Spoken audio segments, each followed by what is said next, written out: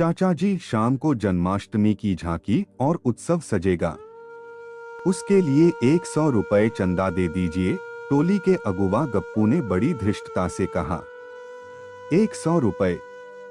मैं तो 10 रुपए ही दे सकती हूँ। नहीं नहीं चाची जी, जब सब लोग 100 रुपए दे रहे हैं तो आप 50 तो दे ही दीजिए।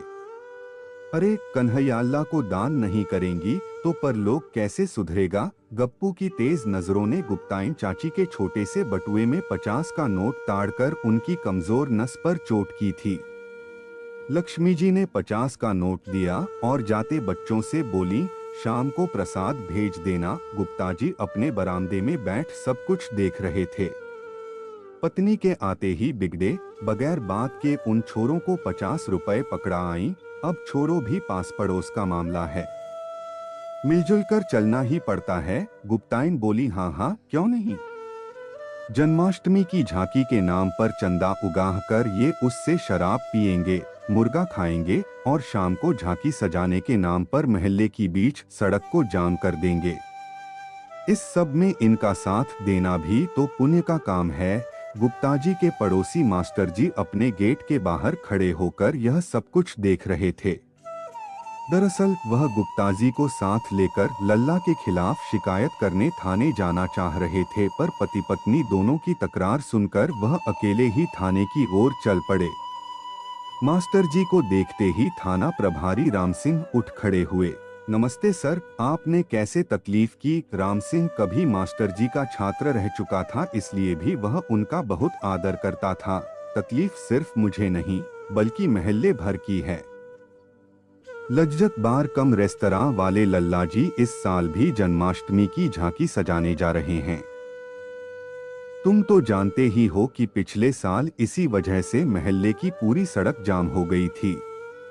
एक तो लल्ला ने गैरकानूनी ढंग से रिहायशी कॉलोनी में बार और रेस्तरां चला रखा है, जहां आए दिन कस्बे भर के लुच्चे लफंगों का जमावड़ा लगा रहता है। दूसरे कभी झांकी तो कभी जागरण के नाम पर लोगों से जबरन चंदा वसूलता है। क्या तुम उसे किसी तरह रोक नहीं सकते? रोक तो सकता हूँ मास्टर जी, पर आप भी उसे जानते हैं कि धर्म के नाम पर भीड़ जमा करके बखेड़ा खड़ा कर देगा।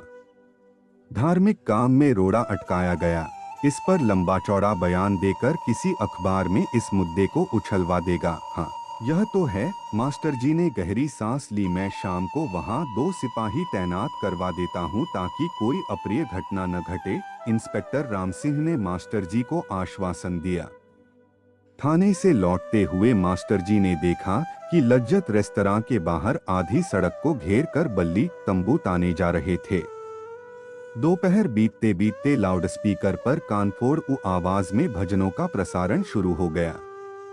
शर्मा जी की बहू सीमा बाहर लेटर बॉक्स में चिट्ठी देखने के लिए बाहर आई तो उनके पड़ोस की रिचा स्कूटर बाहर निकाल रही थी। कहाँ चल दी रिचा, तुम्हारी तो परीक्षा चल रही है, इसीलिए तो जा रही हूँ भाभी जी। इस हल्ले गुल्ले में तो पढ़ाई होने से रही। अपनी एक सहेली के घर जाकर पढ़ूंगी। वाकई लाउडस्पीकर के शोर ने तो महल्ले भर को परेशान कर रखा है। शाम ढलने तक झांकियां रोशनी के साथ सजाई जा चुकी थीं। मंदिर से लौटते लोग झांकियां देखने के लिए वहां रुक रहे थे। धीरे धीरे भक्तों की भीड़ से लगभग पूरी सड़क जाम हो गई। वाहनों का निकलना मुश्किल हो रहा था। दमे की मरीज मां की उखड़ती सांसें देखकर गोपाल जी उन्हें कार में डॉक्टर के पास ले जाने के लिए निकले तो यह देखकर झल्ला पड़े कि कोई श्रद्धालु उनके गेट के सामने अपनी लंबी कार खड़ी करके चला गया था। गोपाल जी अपने मित्र पद्मचंद जी के घर तक मां को गोद में उठाकर ले गए और वहां से उनकी कार में बैठाकर मां को अस्पताल ले गए। मंदिर से लौटते हुए एक श्रद्धालु ने पुण्य कमाने के लिए गौ मां के सामने केले डाल दिए। उसे देख सड़क पार की 2 से 3 गायें और आ जुटी।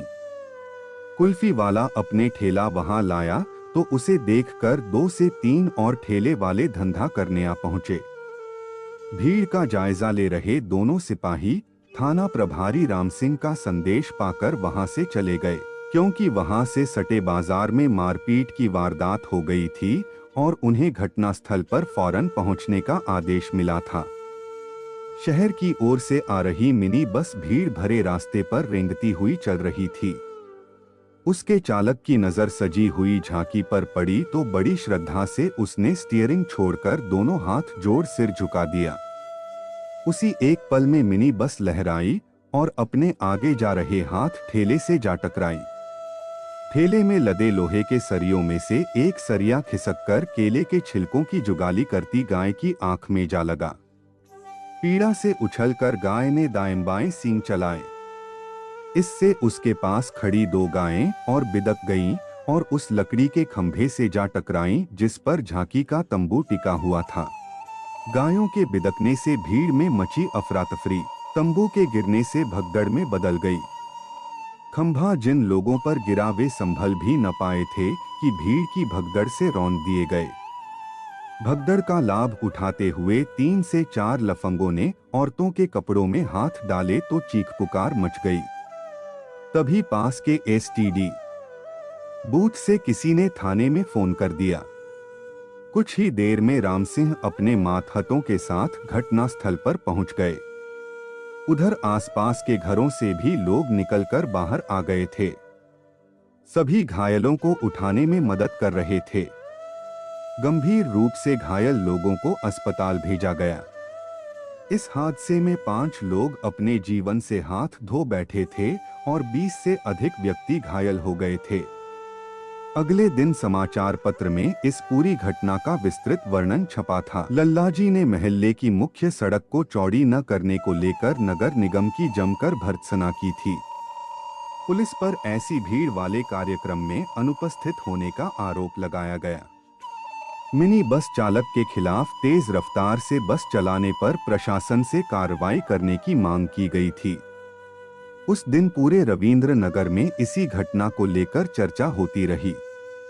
मंदिर के पुजारी ने आकाश की ओर हाथ उठाकर कहा, कैसा अहोभाग्य था उन लोगों का जो प्रभु के दर्शन करते हुए मृत्यु को प्राप्त हुए। इतनी पवित्र मृत्यु सबको कहाँ नसीब होती है। रात को लल्लाजी और उनके बेटे व भतीजों की बैठक जमी हुई थी। गप्पू बोला, चाचा आखिर क्यों हम हर साल ये झांकियां सजाया करते हैं? हमारा पैसा भी खर्च होता है और फिर कल जैसा हंगामा होने का अंदेशा बना रहता है। देख गप्पू, लल्लाजी ने मुंह में तली मछली का टुकड़ा रखकर जुगाली की और बोले, जैसा धंधा हम बीच महल्ले में बैठ कर रहे हैं उनके साथ कभी कभार ऐसे धार्मिक आयोजन करते रहना चाहिए ताकि लोगों की नजरें हमसे हटकर कुछ समय के लिए इनमें उलझ जाएं। हमारे धंधे की सेहत के लिए यह जरूरी है बेटा। आपका समय निकलकर हमारे साथ था, इसके लिए आपका धन्यवाद। अगली बार फिर से मिलते हैं नए और रोचक वीडियो के साथ। चैनल को सब्सक्राइब करना न भूलें। धन्यवाद और शुभकामनाएं।